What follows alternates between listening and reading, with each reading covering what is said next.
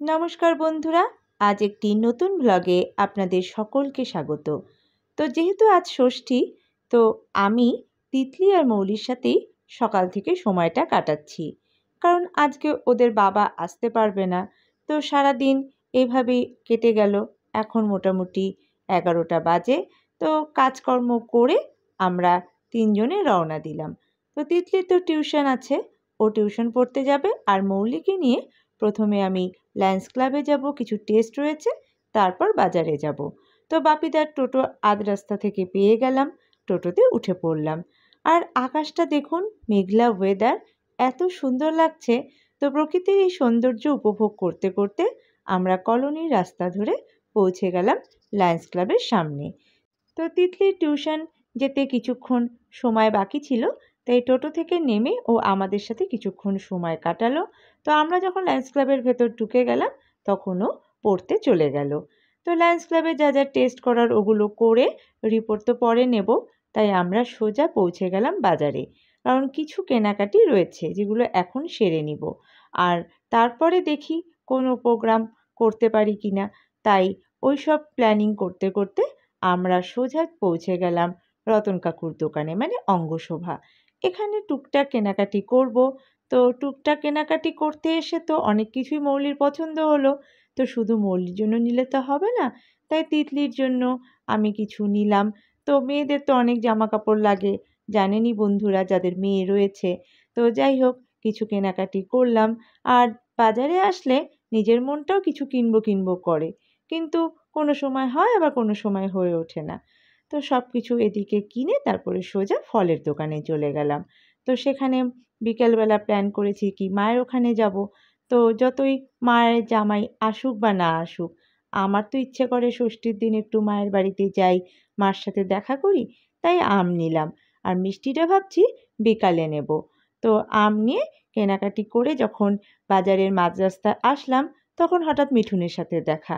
তো ওর সাথে একটু গল্প করে তারপরে বাবা স্টোরের সামনে আসতে আসতেই তিতলি টিউশন কমপ্লিট হয়ে গিয়েছিল, ও চলে এসেছিল। এবার মানে এই দোকানের সামনে এসে এখন তো ওর আইসক্রিম খেতে হবে, এটা ওটা খেতে হবে, অনেক রকম আবদার। তো যাই হোক, মেয়েদের আবদার রাখতেই হয়, তাও আবার আজ ষষ্ঠীর দিন বলে কথা, তাই ওদের পছন্দ মতো আইসক্রিম কিনে দিলাম।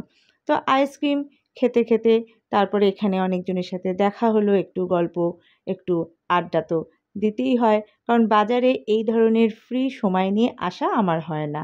যদিও আমি রোজ বাজারের ওপর দিয়ে পড়াতে যাই, কিন্তু গল্প করার কারোর সাথে সময় হয়ে ওঠে না। তো যাই হোক, আইসক্রিম ওরা নিল। তো তিতলি তো খাওয়া শুরু করে দিল আইসক্রিম, আর ওদিকে মৌলিও খাবে বলল, কিন্তু টোটো পেয়ে গিয়েছিলাম। তো একবার ভাবলো টোটোতে উঠে খাবে, যেহেতু বুনু খাচ্ছে, ওর কি আর ভালো লাগে, তাই ও প্রথমে খাবে না বললেও পরে আইসক্রিম খাওয়া শুরু করে দিল। ওদের থেকে অবশ্য আমি একটু ভাগ নিয়েছিলাম। তো যাই হোক, ওদের আইসক্রিম মোটামুটি খাওয়া শেষ, এবার চকলেট খাওয়ার পালা। তো সব কিছু নিয়ে যখন শেষ হলো আর কি খাওয়া দাওয়া, তখন আমরা টোটোতে উঠে পড়লাম।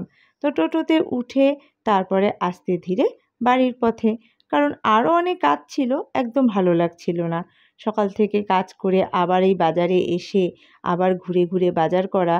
তো গরমটা তো ছিলই, গরম তো আর কমে না যতই বৃষ্টি হোক আগে পিছে।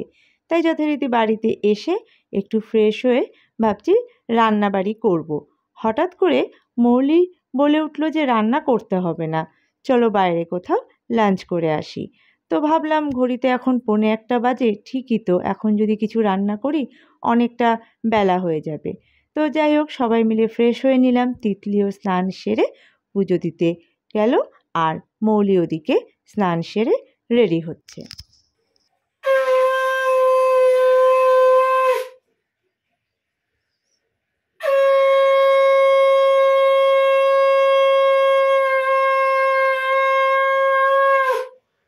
তারপর এখন তিতলি রেডি হওয়ার পালা। মৌলি কিছুটা রেডি হয়ে আবার তিতলিকে রেডি করিয়ে দিচ্ছে, সাজিয়ে দিচ্ছে। তো বেশ সুন্দর করে দুই বোন সেজে গুজে নিল, আমিও সেজে নিলাম। তারপরে দরজা বন্ধ করে আমরা রওনা দেব।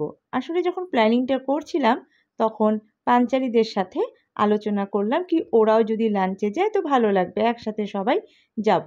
তো পাঞ্চালি, পাপুদা আর পিপলিও যাবে। তো টোটো বলা হয়েছিল, তো টোটো ওদের নিয়ে যথারীতি মোড়ে দাঁড়িয়ে আছে আর আমরা ওই টোটো ধরতে রওনা দিলাম। তো এই যে টোটো দাঁড়িয়ে আছে, তো টোটোতে করে যাব। আমাদের মৃণালের টোটো সবাই চেনেন আপনারা। তো মৃণালের টোটোতে আমরা আস্তে ধীরে উঠে পড়লাম। তো মৃণালের টোটোতে উঠে এবার আমরা সোজা যাব রেড ব্যাঙ্ক। সেখানে যে রূপসারূপ রেস্টুরেন্ট আছে সেখানেই আমরা লাঞ্চ করব।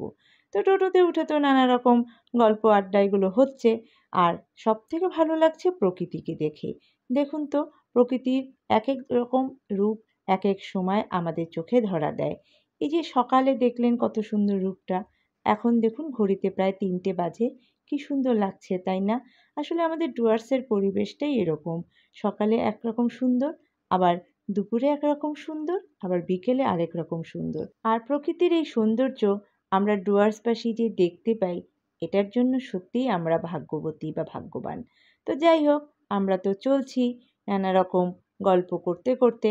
তো যথারীতি আমরা পৌঁছে গেলাম রেড ব্যাঙ্কে, যে রূপসারূপ রেস্টুরেন্ট রয়েছে তার সামনে। তো মৃণালে যে টোটো সেটা আমরা ছেড়ে দিলাম, কারণ ওর ভাড়া রয়েছে। তো আমরা রেস্টুরেন্টের ভেতর চলে গেলাম।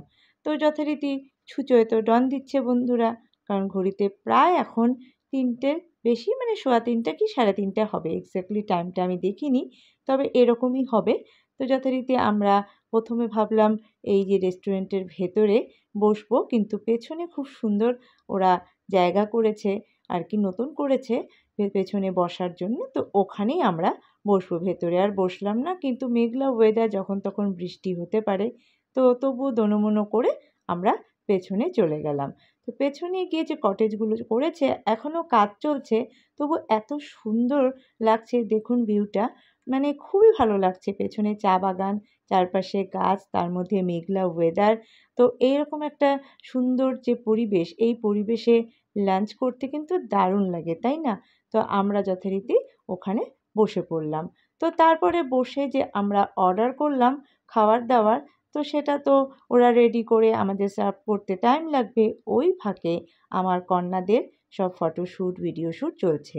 আমরাও কিন্তু তার মাঝে বাদ দিলাম না আর কি ফটো তোলার যে মুহূর্তগুলো, কারণ এই মুহূর্তগুলো ক্যামেরাবন্দি না করলে হয়তো খুব লস করে ফেলবো তাই না? তো তার মাঝে কোল্ড ড্রিঙ্কস খাওয়া হলো আমাদের। তো কোল্ড ড্রিঙ্কস খেতে খেতেও আমরা বেশ জমিয়ে গল্প করলাম, কারণ এ ধরনের একটা ফ্যামিলি আড্ডা আমাদের এখন সচরাচর হয় না, কারণ সবাই আমরা ব্যস্ততার মধ্যে আটকা পড়ে রয়েছি।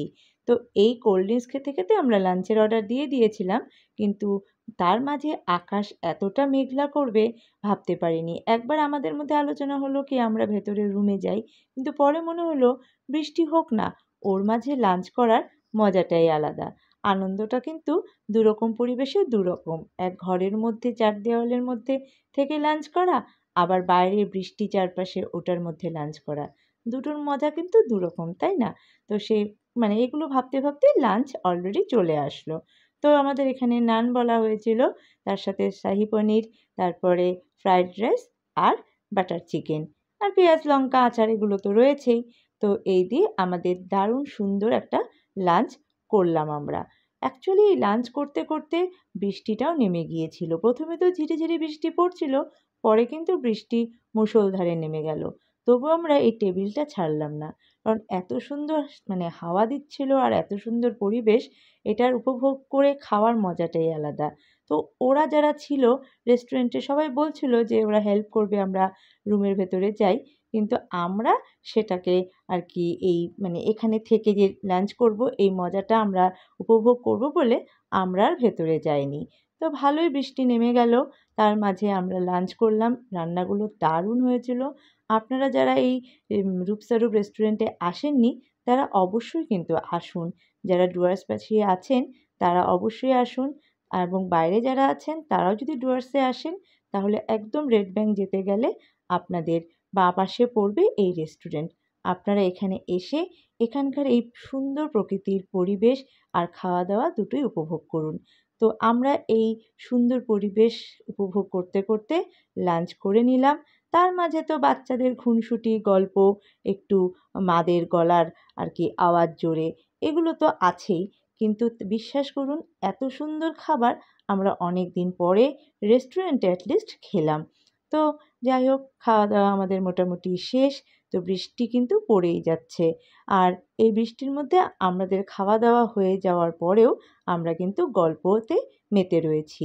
কারণ এই যে কটেজগুলো থেকে ভেতরে যেতে গেলে ভিজে যাব। তার জন্য ভাবলাম থাক একটু বসে আস্তে ধীরে গল্প করতে করতেই আমরা খাওয়া দাওয়াটা করি। তো যাই হোক, মোটামুটি খাওয়া প্রায় শেষের পথে। এই দেখুন আমাদের খাওয়া মোটামুটি শেষ। তবু আমরা কিন্তু মানে গল্পটা আর কি চালিয়ে যাচ্ছি। কারণ ওই যে বৃষ্টিতেই হাত ধোয়া হয়ে যাচ্ছে। এই দেখুন বাচ্চা পার্টিদের আনন্দ। পিপলি, তিতলি এরা সত্যি কিন্তু খুব আনন্দ করলো। তো যাই হোক, আমাদের খাওয়া দাওয়ার পর্ব যখন শেষ হয়ে গেল তখন বৃষ্টিও আস্তে আস্তে কমে গেল। তো কিছুটা কমে যখন আমরা রুমে চলে আসলাম তারপরে আবার বৃষ্টি নেমে গেল। তো যাই হোক, আমরা আর বেরোতে পারছি না। কারণ আমরা ভেবেছিলাম টোটো বা বাস ধরে আমরা বাড়ি রিটার্ন যাব। কিন্তু যেটাই আমরা আর কি উঠবো সেটাতে উঠতে গেলেই আমাদের রাস্তা ক্রস করতে হবে। আর বৃষ্টিতে ভিজে যাব। কারণ কেউই আমরা ছাতা আনিনি। তো আমরা সেই জন্য বৃষ্টি যতক্ষণ না কমছে আমাদের রেস্টুরেন্টের এই মধ্যেই বসে থেকে আমাদের এই বৃষ্টির যে সৌন্দর্য, প্রকৃতির যে সৌন্দর্য সেগুলো সব উপভোগ করতে হচ্ছে। আর কিন্তু ভালো লাগছে জানেন বন্ধুরা, এত সুন্দর একটা ওয়েদার। আমরা যখন বৃষ্টি হয় ঘরের মধ্যে থাকি, জানলা বন্ধ করে থাকি, কিন্তু বাইরের এই সৌন্দর্যটা আমরা এখন দেখতেই ভুলে গেছি। ব্যস্ততার জীবন যে, সত্যি এরকম বৃষ্টির ওয়েদার ছোটোবেলার কথা মনে করিয়ে দিচ্ছে।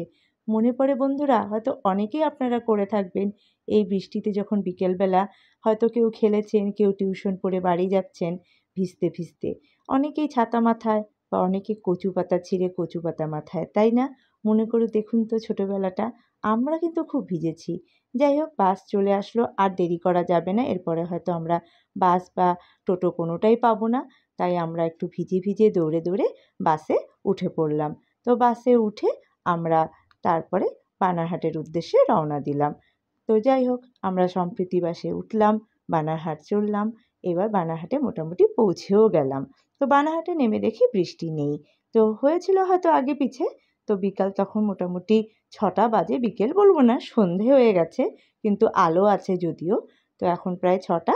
তো বৃষ্টি নেই। আমরা ধীরে সুস্থে বাস থেকে নেমে তারপরে হাঁটি হাঁটি পা পা করে বাজারের দিকে চললাম। তো বাজারের দিকে যখন চলছি তো হনুমান মন্দিরের পাশ দিয়ে চলছি। তো বেশ খুব সুন্দর ওই সময়টা, মন্দিরে গান বাজছে, ঘণ্টা বাজছে। তো শুনতে শুনতে আমরা এগিয়ে গেলাম। তো ভাবলাম একবারে মিষ্টির দোকানে যাই, কারণ মিষ্টি কিনতে হবে, মায়ের ওখানে যাব। তো মিষ্টি কেনার যখন যাব আর কি রাস্তা দিয়ে, তখন হঠাৎ করে তিতলি, পিপলি, মৌলির আইসক্রিম খেতে ইচ্ছে করলো। তো ওরা এই সামনে যে আপনা বাজার দোকানটা আছে সেখানে ঢোকা হলো, সেখান থেকে আইসক্রিম নেওয়া হলো। এবার আইসক্রিম খেয়ে কিছুক্ষণ ওখানে দাঁড়িয়ে তারপরে আস্তে ধীরে আমি এগিয়ে গেলাম। তো ভালোই লাগলো জানেন বন্ধুরা, ছোট্ট একটুক্ষণ সময় আমরা কাটালাম একসাথে, কিন্তু মনে হলো আমরা একটু স্বস্তির নিঃশ্বাস ফেললাম, অনেকটা অক্সিজেন গ্রহণ করলাম জানেন তো। তো এটা হয়তো আবার কিছুদিন আমাদের এগিয়ে যাওয়ার বলুন বা কাজে একটা এনার্জি বলুন, সব কিছু দেবে। কারণ বাচ্চারাও বোর হয়ে যাচ্ছিল, ওদের ভ্যাকেশনটা ওরা বাড়িতেই অনেকটা দিন কাটিয়ে দিল। তো সেরকম দূরে যে যাব বৃষ্টির মধ্যে, কোথায় যাব? তাই অল্পক্ষণ সময় সবাইকে নিয়ে একটা আড্ডা, এটার মজাই আলাদা। তো আমি এখান থেকে মিষ্টি নিলাম, কারণ বাড়ি গিয়ে ফ্রেশ হয়ে মায়ের ওখানে একটু দেখা করে আসবো। কারণ মারও মনটা খারাপ, যাই হোক জামাই আজকে আসেনি, জামাই ষষ্ঠী বলে কথা। তাও মেয়ে নাতনিদের নিয়ে একটুক্ষণ সময় কাটাক, মায়ের ভালো লাগবে। তাই এখান থেকে মিষ্টি নিয়ে তারপরে আস্তে ধীরে বেরিয়ে পড়লাম। তো এখানকার মিষ্টি তো সত্যিই স্বাদে অতুলনীয়। আপনারা অনেকেই খেয়েছেন, আপনারা জানেন যে এই কাকুর দোকানের মিষ্টির দারুণ সুনাম। তো যাই হোক, আমরা মিষ্টি নিলাম, নিয়ে তারপরে আবার টোটোতে উঠে পড়লাম। উঠে এবার বাড়ির পথে রওনা দেব। তারপরে গিয়ে ফ্রেশ হয়ে পরে দেখি কখন মায়ের ওখানে যাই। তো আমরা তো চলছি, একটা সুন্দর মুহূর্ত কিছুক্ষণ দারুণ আনন্দ করে আমরা বাড়ির পথে চলছি। তো জানেন বন্ধুরা, যখন আমরা টোটোতে যাচ্ছি আমাদের মধ্যে এই একটাই আলোচনা হচ্ছে কি হঠাৎ করে যেটা প্ল্যান করা হয় সেটাই সাকসেস হয়। নাহলে অনেক কিছু অনেক রকম প্ল্যানিং কিন্তু আমাদের মধ্যে হয়েছে। সামার ভ্যাকেশনে 2 মেয়ে বাড়িতে আমরা এদিক ওদিক অনেক প্ল্যান করেছি, কিন্তু কোনোটাই সাকসেস হয়নি। তো আজকের হঠাৎ প্ল্যানটা খুব সুন্দরভাবে কিন্তু আমরা কাটিয়ে উঠলাম। যাই হোক, আবার কোনো একটি জায়গায় আবার কোনো সময় আমরা যাব, সেই অপেক্ষায় থাকলাম। তো আমার ব্লগ তো এখানেই শেষ হলো বন্ধুরা। কেমন লাগলো জানাবেন, আর আপনারা খুব ভালো থাকবেন। আর আমার ব্লগ যদি সত্যিই ভালো লেগে থাকে তাহলে অবশ্যই লাইক শেয়ার করে দেবেন। টাটা।